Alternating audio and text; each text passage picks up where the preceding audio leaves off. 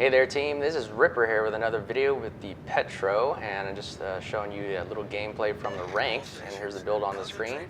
Mostly a radar, fast firing guns, and propulsion build, and then this is Kutsanov and Nikolai, the commander. Here's the build there. Haven't got him all the way to 21, but it's mostly a concealment and adrenaline rush game. If you like the videos and you'd like to support the channel, go ahead and hit that like and subscribe button and be notified of up-and-coming videos with the bell. So let's get to it.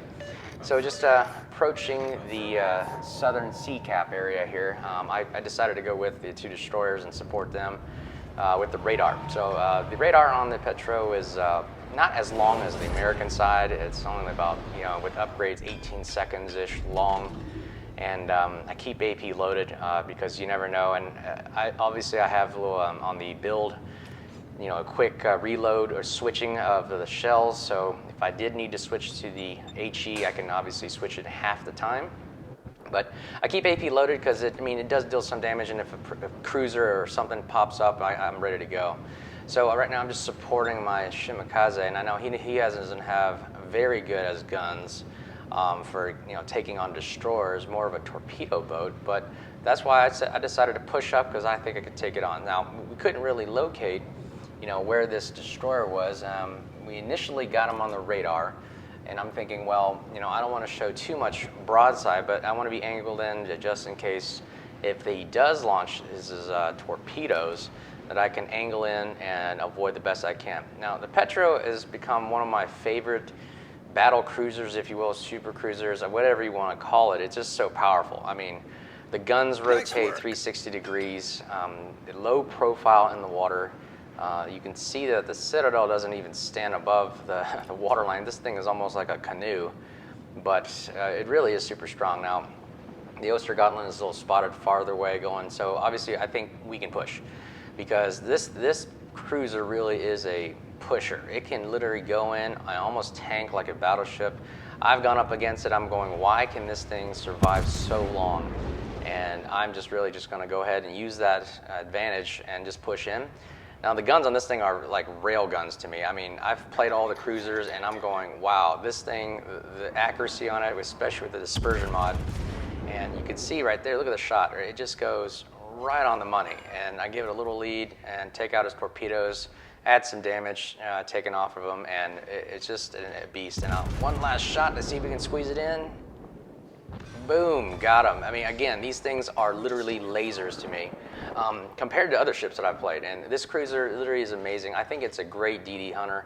DDs are terrified of it. It's just an amazing cruiser to go in, take on, provide a threat, and to make your other DDs nice and comfortable. Now I see Yamato coming up, and I've played against Yamato in a Petro before, and man, the AP shells on this thing, if you hit them right, can really take significant chunks of HP off of a Yamato. So that's incredible that a cruiser can take on a battleship, especially Yamato of this kind. So, firing AP at first, now he's angling away, so I switched to HE knowing that, I'm not going to get much pen. You can see there, they just bounce right off, majority of them. And I'm going to switch AP and see if I can just burn this guy down. Now, the cool thing, again, about the Petro is, I damage con. I believe I damage con right away here. Yep, right away. The cruisers damage con, I feel like they recharge pretty fast, so I can afford to do this.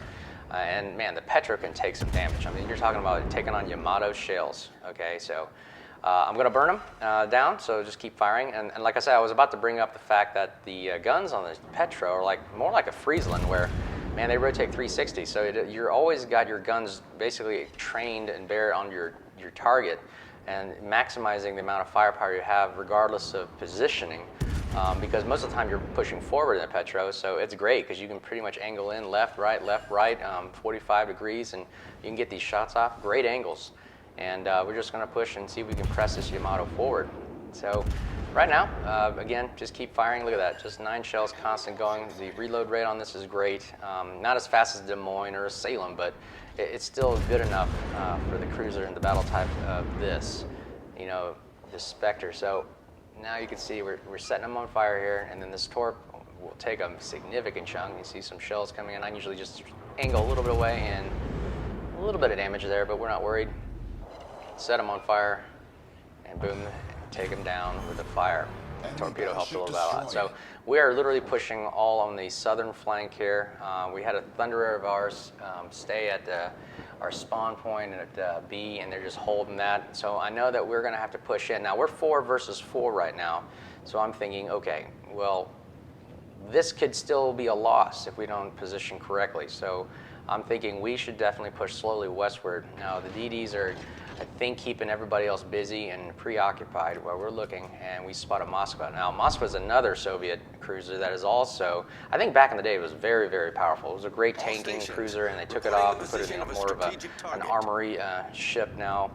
Now I'm showing a little broadside, which is normally bad, but I look at his guns. He's not looking at me. He's looking away. So I'm going to angle away the best as fast as I can, get my guns to bear on him, and switch to AP. And at first he's angled, and I'm thinking, well, Soviets ships normally can tank pretty well and not take a lot of damage from AP. So I'm just be patient.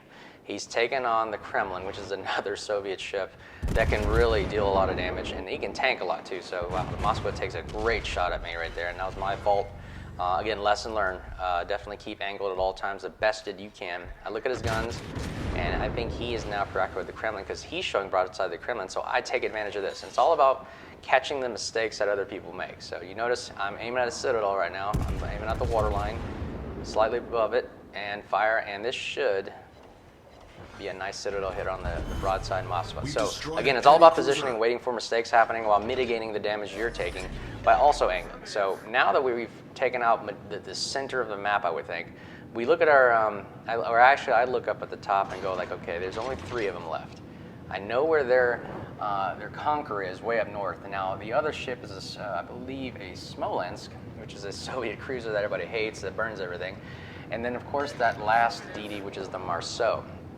So a lot of gunboating type ships, and I'm thinking, well, I can take on their shells. I mean, the Moskva has 50 millimeters of armor up the front there. I'm thinking, well, I can risk it and take it, and we have to push in order to not only keep them at bay, try to cap the other A point, as well as push the rest of the team to the north, so they're preoccupied, and hopefully we catch a broadside. So we're just going to continuously push here, and I'll speed the video just to get it going.